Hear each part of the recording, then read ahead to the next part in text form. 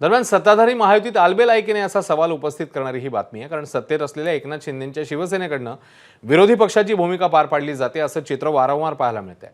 विविध योजना असो किंवा सर्वसामान्यांचे प्रश्न, यावरून शिवसेनेने अनेकदा राज्य आणि केंद्राच्या भूमिकेवर आक्षेप घेतले।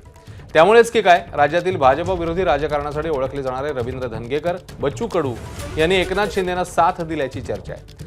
ठाकरेंची शिवसेना असो वा शरद पवारांची राष्ट्रवादी, अनेक नेत्यांनी मोठ्या प्रमाणात शिवसेनेत प्रवेश केलाय, त्यामुळे विरोधी पक्ष कमकुवत होतो। परंतु भाजप विरोधकांना शिवसेनेत प्रवेश देण्याच्या शिंदेंच्या धोरणामुळे आगामी काळात भाजप आणि शिवसेनेमधील संघर्ष आणखी तीव्र होण्यास कारणीभूत ठरू शकतं।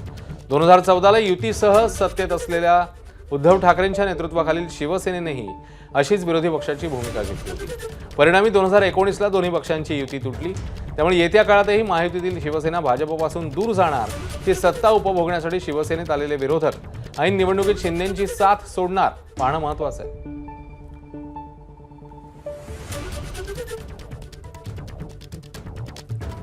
दरम्यान कॉकरोच जनता पार्टीवरून बच्चू कडू आणि योगेश कदम यांनी समर्थनार्थ भूमिका घेतल्याचं पाहायला मिळालं। बघूया।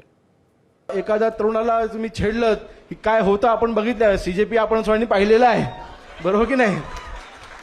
म्हणजे आता मला कोणी त्याचा उल्लेख केला याचा मला त्याच्यावरती भाष्य करायचं नाही, का आज मंत्री आहे, बरोबर की नाही? पण एका व्यक्तीने तरुणांना कॉकरोच म्हणून बोलण्याची हिंमत केली आणि कॉकरोच काय करू शकतो, पण एखादा अणुबॉम्ब जरी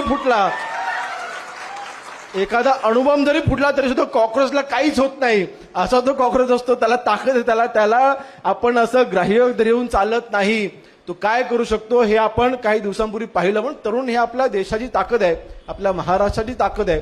ह्या तरुणांना न्याय द्यायचं काम नक्कीच आम्ही तो प्रयत्न करू।